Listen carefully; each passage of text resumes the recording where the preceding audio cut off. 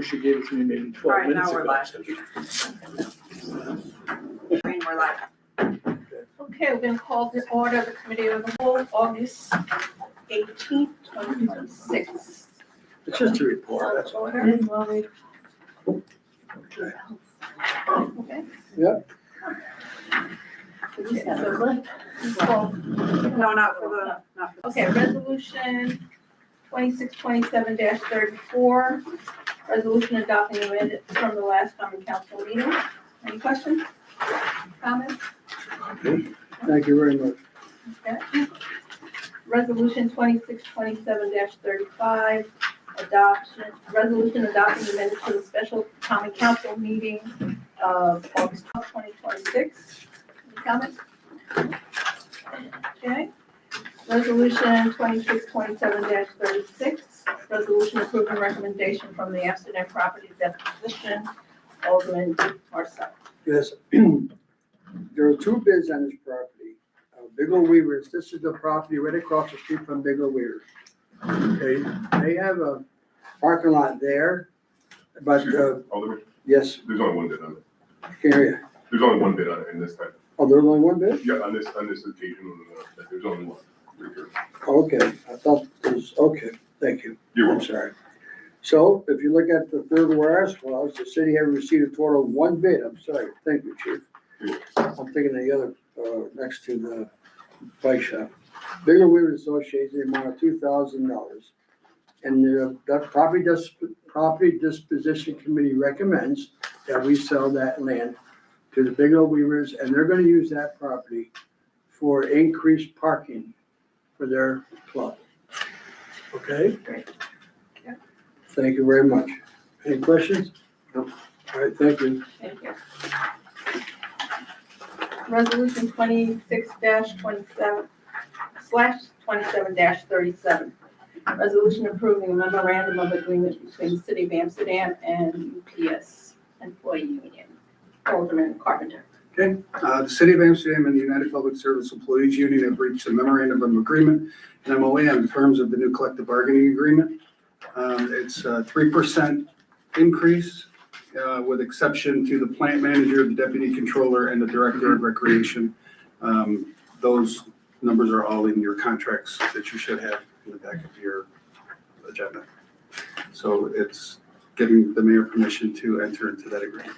The director of recreation's not in Upshoe? Yes, Yes. Yes, that's right there. Yes, they negotiated This is Upshoe, oh, this is just Upshoe. This is a negotiated agreement by Upshoe. Gotcha. And those increases were negotiated Contract as is part of the collective behind bargaining it, agreement. No, I understand, I just thought when I saw these three like pulled out, I thought maybe everybody else was Yep. No, I hourly. understand. Okay. And Chris, we wanted to add the date to this. yes. If you look at on the resolution, there's a spot to add a date. Instead of making an amendment, I think if you were to change the date, right, Tony? So just write the 18th on your resolution. That's, yes, I'm okay with that. So down at the bottom now, therefore be it resolved, just write the 18th under August in that blank spot. Any questions? Thank you, Chris. Okay, resolution 26/27-38, resolution approving the audit. The audit should be fine. Okay. Any committee reports or? We have a consent. Oh, okay, I missed that. No, it's separate on your desk. Oh, sorry, okay. Consent, 26/27-39. Carpenter. It's a ceremonial resolution recognizing the 35th anniversary of the Ukrainian Independence Day in the city of Amsterdam. 35 years ago, on August 24th, the Parliament of Ukraine formally declared the independent, sovereign, and democratic Ukrainian state, reestablished the territory integrity of Ukraine and sovereign and invaluable. I probably said that wrong. Further upheld by more than 90% of Ukrainians in a national referendum in December of that same year. We're going to have a presentation with a flag on Monday at noon on the side lawn here. It's the one we do every year, honoring the Ukrainian contribution to the United States. and the city of Amsterdam. Any questions? That's great. Any committee reports? Any questions from the council? I do have a committee report. This is going to be read to the golf commission meeting that we're having. Just for an update. Okay? Actual revenue, 25-26 is increased up to $909,000. We budgeted $635,000. So there's a big increase. Okay, now, the reason being Montgomery County veteran contribution, the driving range, anywhere between $15,000 and $20,000 total. That's one of the increases. Now, the actual interfund transfer to the balance of the entire budget, including bond repayments, looks like $15,000. So the original budget called for $306,000, so we don't even need the money. That's great. Okay, that's important, because the interfund transfer that we use, right, Louise? Yep. We won't be using it. It doesn't look like it. I mean, the books are not officially closed yet. You know, there could be some auditor adjustments, but it shouldn't, swing things too much, but it's not looking likely right now that they'll need the general fund support. And the last thing, the contractual expenses ended up $80,000 less than was budgeted. And those funds were used to secure $50,000 prior to the end of the year for short-term car pass that we paid back. So we're not gonna need that. So it looks good at the golf course, but I think you gave a report, Louise, and the mayor gave a report, right, Mayor, last time, that we're in the black. So we're just picking back and over. So the start of this new year, we started July, that we're looking good, and it carries over from the 26th season. Okay? Fantastic news.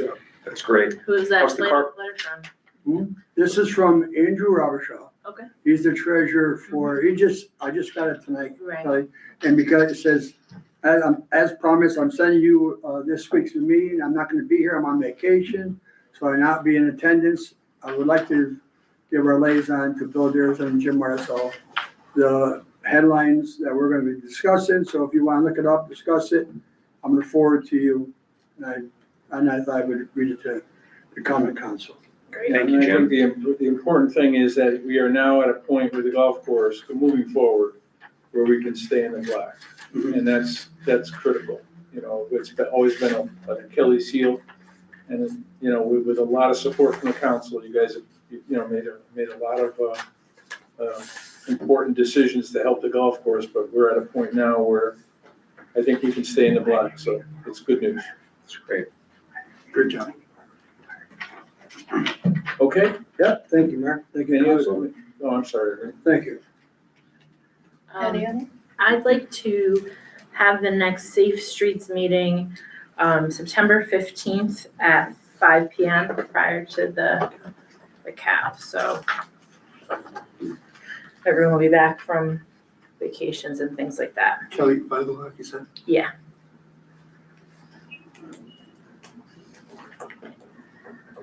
What day is that? Here in the chamber, Tuesday the 15th, it's right before the meeting, same as the meeting night.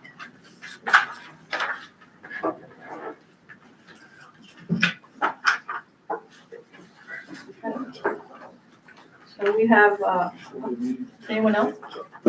There's a public meeting today at 5:55. Special meeting. Yeah. Want to represent Mike these to do his reports? report? Yeah. Do you want Mike to do his report?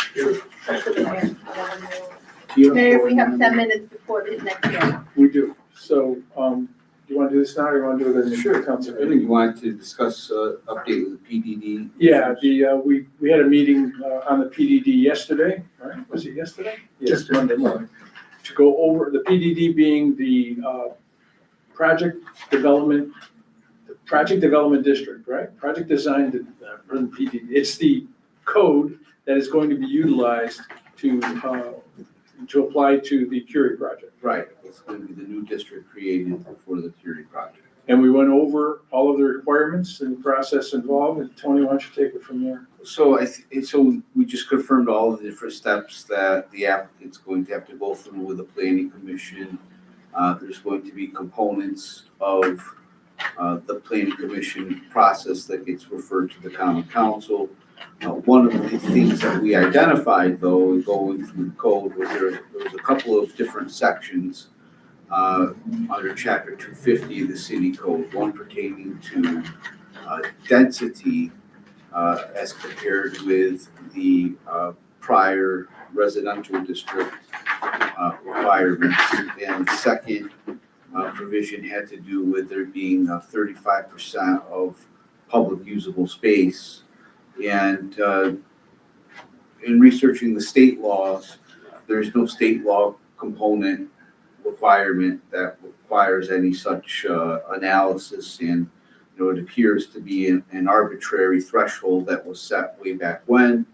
And some thought's been given to introducing legislation to modify these two sections of the code to lessen the burdens, so to speak, in terms of trying to complete a PDD application such as this. I don't think that it would necessarily be prohibitive, but from the point of view that I think that the council is supportive of this prospective PDD that we're anticipating, I would say that there's an opportunity to modify the code to make it somewhat easier. That is to say, lessen the red tape while still instilling all of the authority in the planning commission for site plan approval. I mean, they still have to meet all of the criteria for the planning commission to have site plan approval. We're just eliminating 120% density issue and a 35% open space issue. And if I could just go a little bit further, for example, and there has been no final plan submitted by the developer, but in a preliminary plan, it shows single-family homes with a 15-foot distance between the front door to the curb. And in a single-family, low-density code of our city, it requires a 30-foot distance from front door to the curb. But since this is a field, a blank, like a canvas, like an artist's canvas, he's designing a project to go in there. All of the homes are going to be the same distance. It's not going to be a case where we're putting a project in an area where there are homes that are in single family density. So it gives him the flexibility he needs to design his project the way he would like to design it. That project still has to go through the planning process and the planning approval and the public hearings, but it gives him the freedom that a PDD does give a developer. I think it's only in our local code, right? There's nothing like this in state requirements. So like in their development in Ballston Lake, they have, believe it or not, it's about 15 feet and it works for them. And if you've ever been over there, I mean, that's a really, really beautiful development. Right, and that's the thing, it's being planned as a project that's gonna work together, that's gonna look good, that's gonna be, but we'll see, that's what we're talking about. And we're meeting with the developer on Friday. He's looking at it to see if it isn't gonna impact him. So we'll see what happens on Friday, but we will be coming back to the council should we wanna make a change with a request for a special meeting to introduce that, right? Yeah, if I can polish those statements a Go little right bit, ahead. fine tune my thoughts on those statements a little bit. I think that, from my understanding, is that the Knox team's gonna be meeting with us and among the things that we're going to be seeing is what potential workarounds that they might have to work within the parameters of the code as it exists. Notwithstanding that sentiment, to be clear, my recommendation is that we remove these two provisions from the code because I simply think that it just presents barriers that are unnecessary And I think that having site plan approval rest with the planning commission sufficiently safeguards the current owners of the property, and it also does not present barriers to development such as the finalization of this prospective PDD. How's that? I understood it. Are we talking about like setbacks from the street? That's one of the That's things. among the issues. I mean, would, there, I would imagine that there's a certain setback that we would want as a standard that we wouldn't want removed. So it'd be part of the site, what I'm envisioning is if the code were modified, as I'm suggesting, advising that we modify it, then those parameters would be for consideration by the planning commission in granting site plan approval. It's How do we not- feel about that from a public safety perspective? So the thing is, the way the code's written, because I was in the meeting yesterday and the engineering and I spoke about it today and Grant and I spoke about it today. It caps it at 120% of whatever it was previously zoned as. But if you're rezoning it, putting that limitation there is difficult. So in this, it's looking at, and what they're using is units per acre. Well, in the city, we don't have a units per acre rule. We have setbacks, 15 feet setback or 30-foot setback. So to take the acreage and then apply the setbacks in all the different ways is a ton of math, and it doesn't really make a lot of sense. And if you're already getting the approval for a project through the planning and through the council, it doesn't make sense of putting those constraints on. And it was something that was in there from one time where we were trying to look back into the history of it. But it makes it very more difficult. We just don't have a number, we'll say units per acre. But a setback would exist if like we were building on an empty lot on Division Street. Like they would still have to be set back to the area where the other homes are Yeah, or. we still have to a setbacks safety- in the city. Yeah, okay, but since this is a brand new This neighborhood, would be, this would be. And this would everything be will match specific up. to he's this. not gonna make it zigzag. If you look at the rendering that we had previously gotten, the only thing that is moderately close to Widow Susan is that community area, that big building. The rest of it is, it's off the road, it goes into the development. And so I don't see it as a massive issue because there's never been any homes there. So it's really just a blank canvas, so it's giving you the freedom to do this. I just don't wanna make any changes that would affect future, like, I don't wanna make specific changes to the code for this project that could affect like future projects or take away safety. No, Yeah, absolutely. that is a concern. That's just what I was. Understood, Talking about, yeah. but these provisions would apply only to The PDD PDD, applications. Okay, which would be a Not new And each neighborhood. PDD stands on its own. The local law we're looking at is specific in the PDD, not Okay. overall. Not overall. Okay, Correct. thank you for that clarification. Correct. The last piece of this, please, is that in terms of the overall planning process, and I don't want to go through the whole complicated process here tonight, but one of the things that the applicant needs to do is they have to have certain filings with the planning commission 10 days prior to a regular meeting of the planning commission meeting. And they meet on the fourth Wednesday of each month.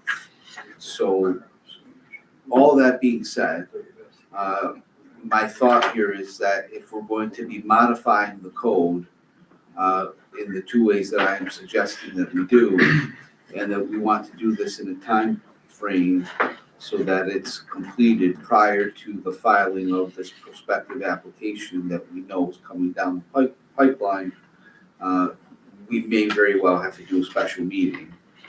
Because in order to, I think that the 10 days for them is going to be on Monday, the 14th. And I think to be safe, they should have it filed by Friday, the 11th. So when do you want to have the special meeting? So the legislation is a work in progress. I haven't finished it yet. I just started working on it this morning. But I think that what we should, one of the things we can try to do is get a consensus as to when you folks may be available for a special meeting. And at that special meeting, there would be simply the introduction of an ordinance and the scheduling of a public hearing. Okay, so what dates are we looking at? I think you're looking at something like the early part of next week. Wednesday? I would say earlier the better in the week, I can be free any of those days, Monday, Tuesday, or Monday, Wednesday. Tuesday, Wednesday? whatever works for you folks. Those Monday? 3 days are fine for me. And early in the morning is better. 9 AM, okay? Yeah, that works for me. 9 AM Monday? Yeah, I can Jimmy? typically do 9 AMs. Jimmy, 9 is good? Fine. You okay? Yep, let's do it. Okay. What day? Monday. Wednesday? Okay. Which is it? We do Monday. Okay, this Monday at 9 Can we do AM. Monday? Sure. You gonna be ready? Yes, I'll I finalize. travel on Wednesdays a lot, so Oh, okay. I mean, if I don't need to be here, then you guys go ahead and do Wednesdays, but. So let's have a mindset here that I'm gonna finalize this tonight. I'll circulate it to make sure that, everybody's on board. I need one of you to volunteer to be a sponsor. Who wants to be a sponsor? Chris, you'll be a sponsor. And then let's assume that one way or another, we get to the finality of being okay with the draft of the legislation. I'll submit it to Stacy, and then we'll, put the announcement out for the special meeting. Thank you. Stacy, is that enough time? I have to have it 72 hours ahead of time, so can you get it to me by, because I have to submit it If we're talking about Monday, if We're I gonna have have to our public hearing, tomorrow, guys. by It's tomorrow. 5:50. yeah, should be fine. Okay. So we're gonna call our public hearing, what do they call that? Public hearing into what? Session. Session, thank you very much. Is there, public hearing is to provide information concerning the scope of the CDBG project, expected funding amounts and eligible activities, and allow citizens to make comments or submit alternate proposals. This is with regards to a cleanup project on 24 Willow Street. If everybody remembers, a few years back, was it last year? Last year. The building collapsed. We had a large building, which was in partial collapse. We had to knock it down. We looked all over for aid, couldn't get any. We have left it in a pile of bricks. And that property sits right alongside the creek and Chuckanunda Creek, which we all know is a very valuable resource for our city, and it's in danger of falling into the creek, as well as we do not know exactly what we're picking up, what is falling underneath those bricks. So we need to get it out of there. Secondly, that property is in an area where we have interest in a development and need for parking space in that area. So we've decided that it would be a wonderful way to, a good project for CDBG to apply for money for that, and that's what this public hearing is about. So if there's anybody here to talk about that, you can do so now. Doesn't look like there is, so we're gonna close the public hearing. Very good. And we have exactly 2 or 3 minutes to go.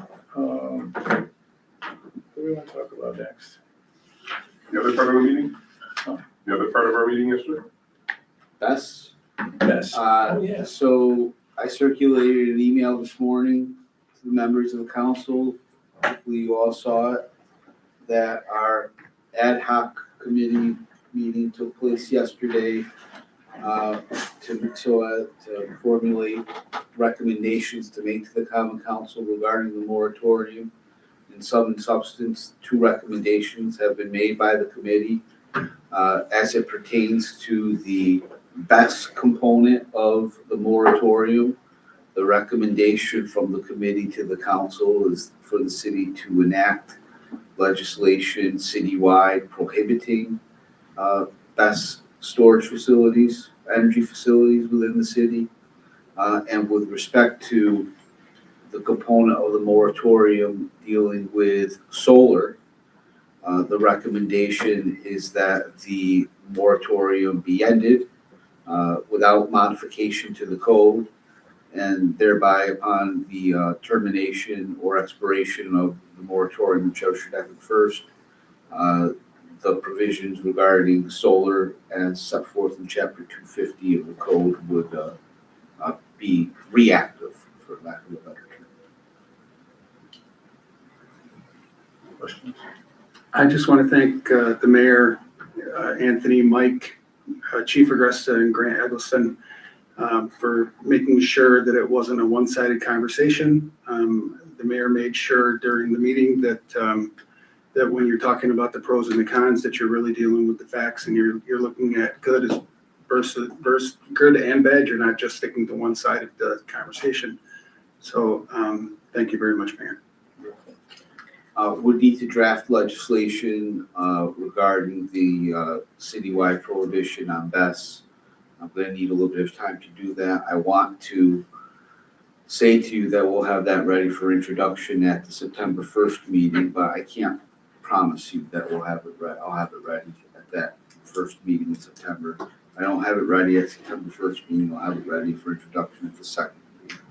Moratorium set to expire in January. I think that we can anticipate the moratorium being terminated rather than expiring. But we need to have our legislation finalized in place regarding vests. With that being passed prior to the termination of the moratorium, which could be done at the same meeting. Thank you, John. Let's call a meeting to order. Pledge allegiance to the flag of the United States of America and to the republic for which it stands, one nation, under God, indivisible, with liberty and justice for all. Alderwoman Quistamars. Here. Alderman Holliday. Here. Alderwoman Collins. Here. Alderman Carpenter. Here. Alderman Marticello. Here, Motion to adopt. Motion to adopt the agenda. Call roll. Consent. With one consent. 5 resolutions and 1 consent. Alderwoman Collins. Aye. Alderman Carpenter. Aye. Alderman Marticello. all right, Alderwoman Quistamars. Aye. Alderman Holliday. Aye. And I do have a proclamation for this evening. When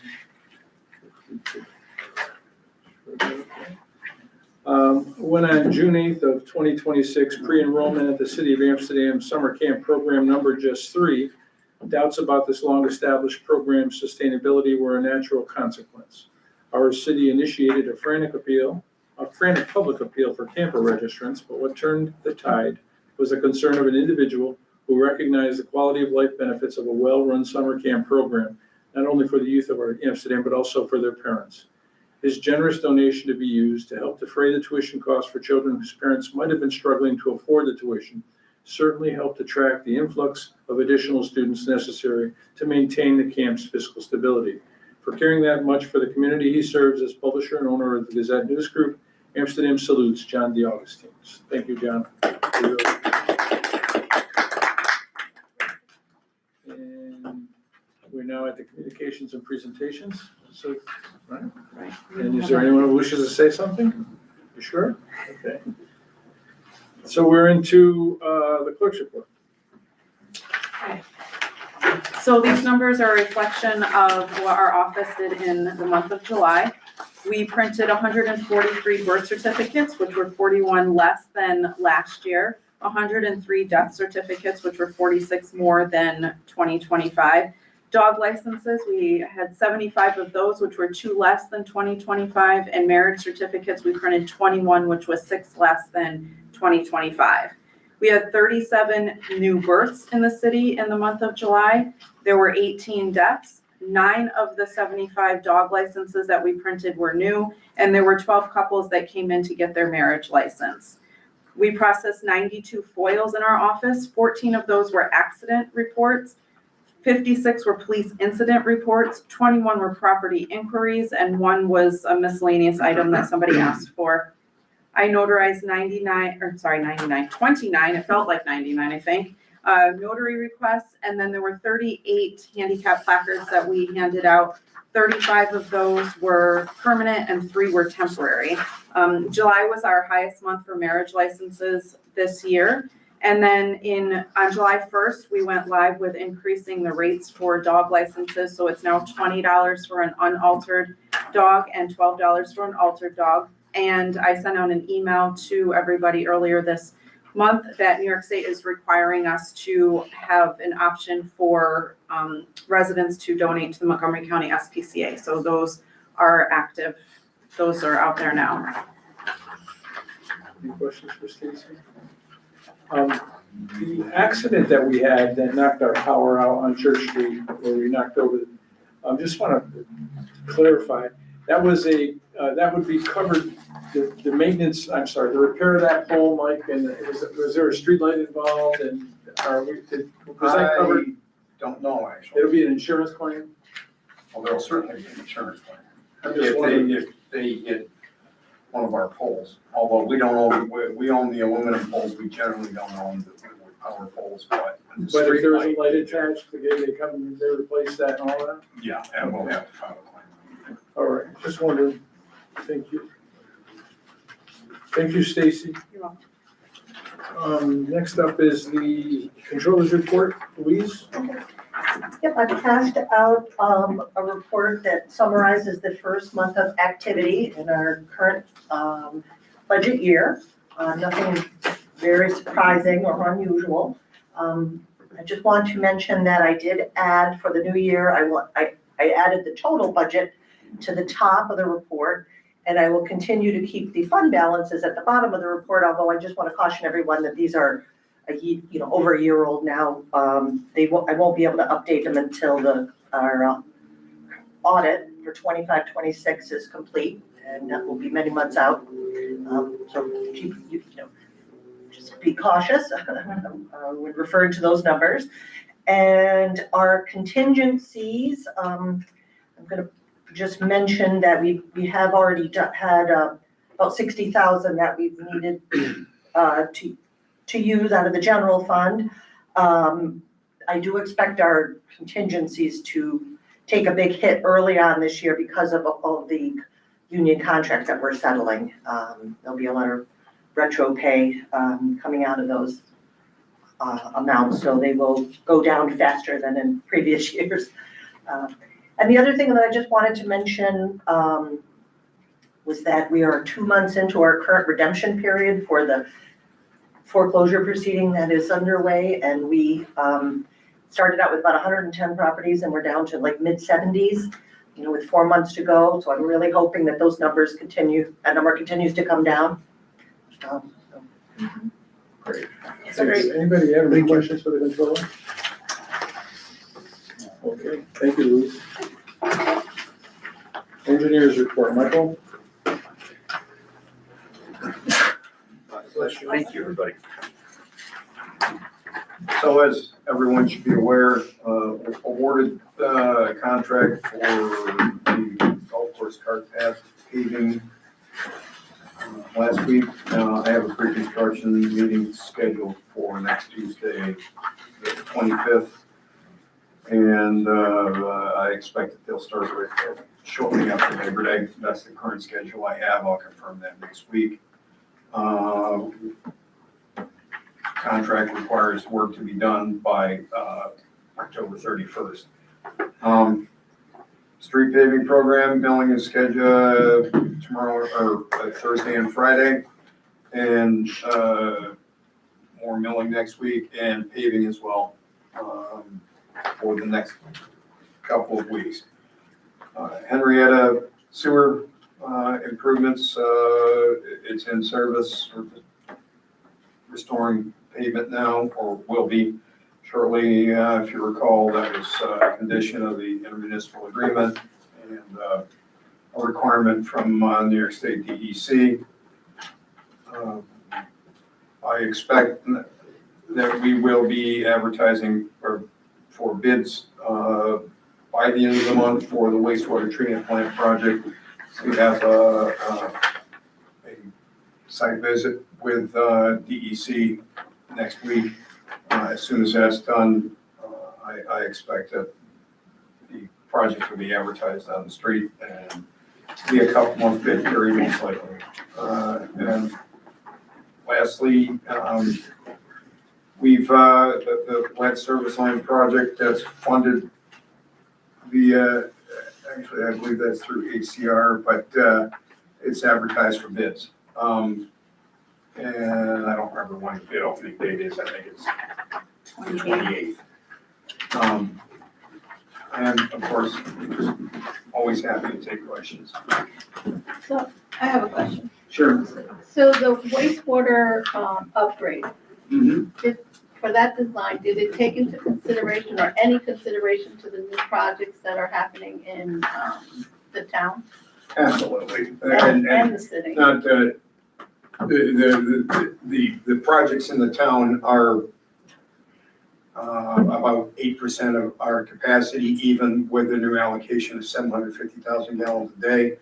Currently, our plant and the new plant will be able to treat, under dry weather conditions, at least 13 million gallons a day. So it's, I won't say it's a drop in the bucket, but it's a small percentage. And if we want, I'm quite sure that once we test the new plant, that we will find that it's capable of treating 15 or 16, but we have to get there first to get it built.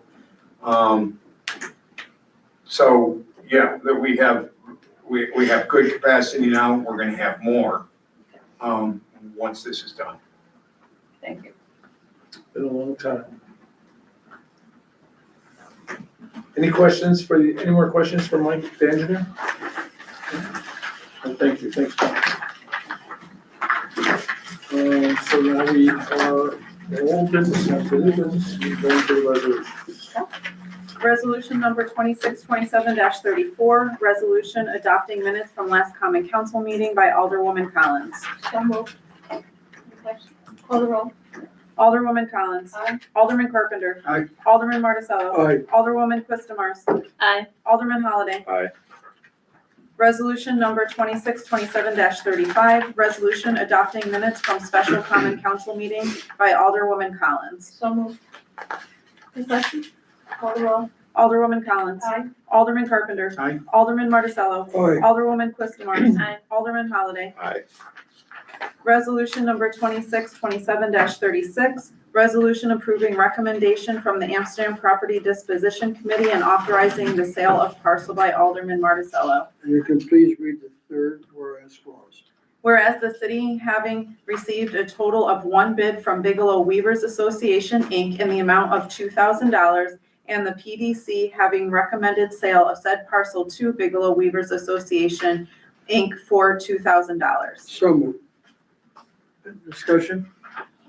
Call the roll, please. Alderman Marticello. Aye. Alderwoman Quistamars. Aye. Alderman Holliday. Aye. Alderwoman Collins. Aye. Alderman Carpenter. Aye.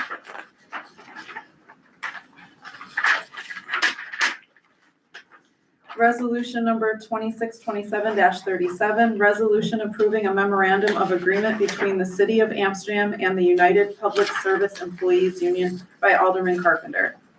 Whereas the City of Amsterdam, hereinafter City, and United Public Service Employees Union, hereinafter Upshur or Union, are parties to a collective bargaining agreement, hereinafter CBA, which expired June 30th, 2025.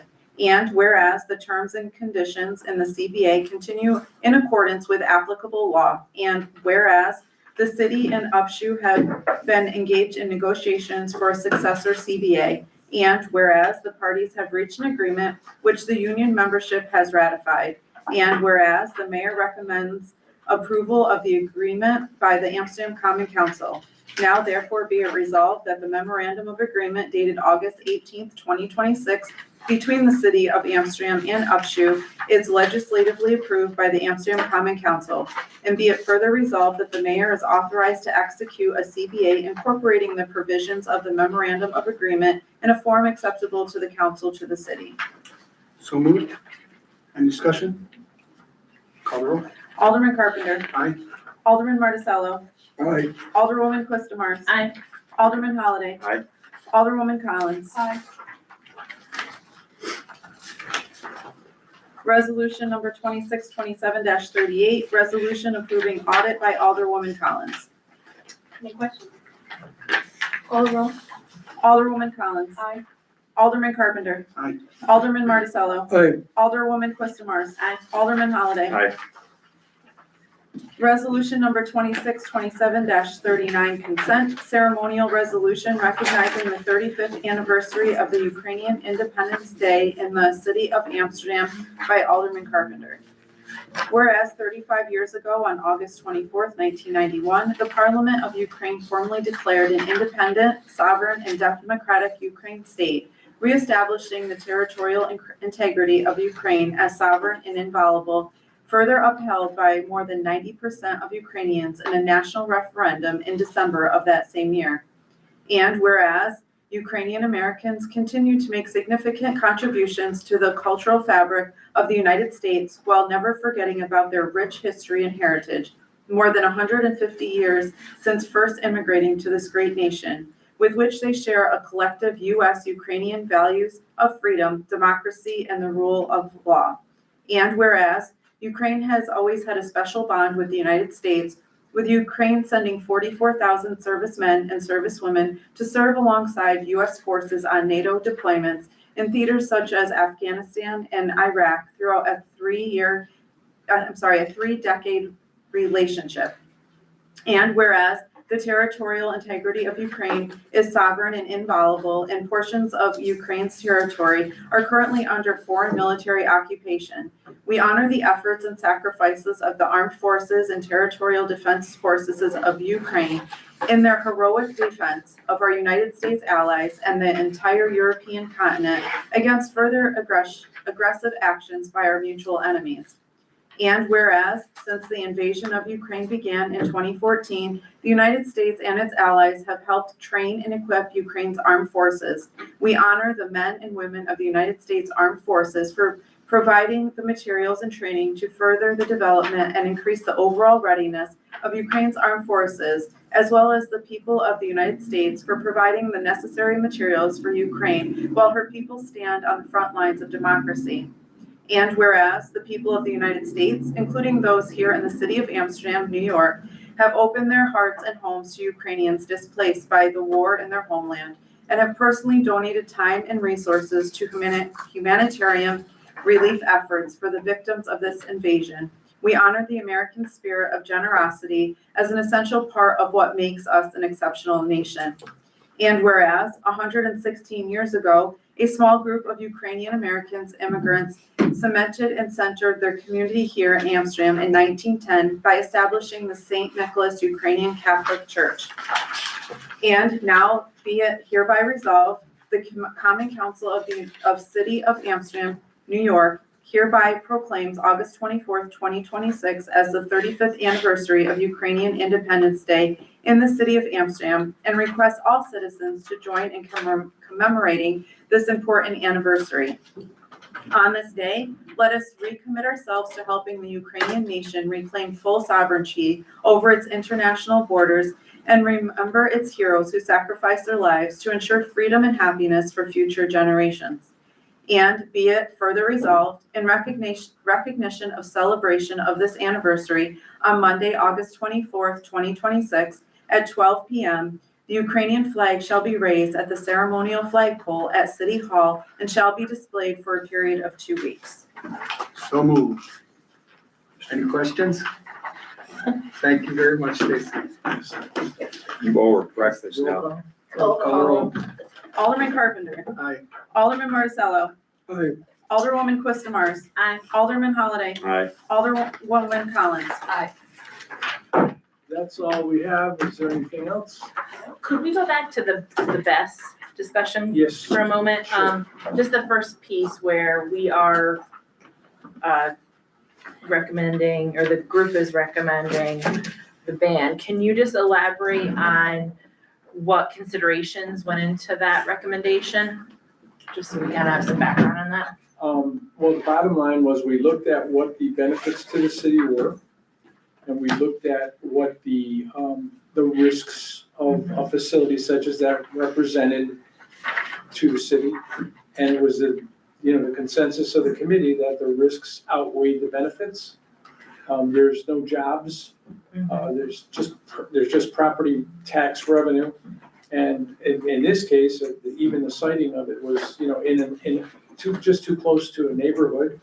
But we had the codes, police, everybody, the engineer, everybody talk about the benefits versus the risks, and came to the opinion that the risks outweighed the benefits. The risks were primarily safety and Well, it's Lack of If I might, Sure. if I may, if I were to try to condense it into a sentence, I would say that the concerns centered around fire safety and decommissioning were the issues that came up. Okay, yes, Well those are specific, that's good. So decommissioning, so once it's finished, what happens to it? And concerns about all things in that realm Right. were discussed in, I think accurately say we're supportive of the sentiment to have it be prohibited citywide. And a benefit would really, only benefits found would be the tax revenue, which can be found other ways. I mean, I don't know that it's fair to say that the benefits of tax revenues were discussed at any elaborate length. I think rather the prevailing sentiment was regarding the concerns regarding the fire safety and decommissioning. So Was the not much property on in the town or benefit in the side? city? What's that? The property, was it in the town or in the city? I thought it was an industrial park. To the No, city. we're not talking We're about. not any talking about specific property, we're just, you know, we Oh, looked okay. at, Oh, okay, all right, in general, Just okay, in general. in general. Great. Okay. Does that sound right? yeah, I thought I said that. In a nutshell, yes. It's okay. Motion to end that session. Call the roll. Alderwoman Collins. Aye. Alderman Carpenter. Aye. Alderman Marticello. Aye. Alderwoman Quist Mars. Aye. Alderman Holliday. Thank you, everybody. Thank you.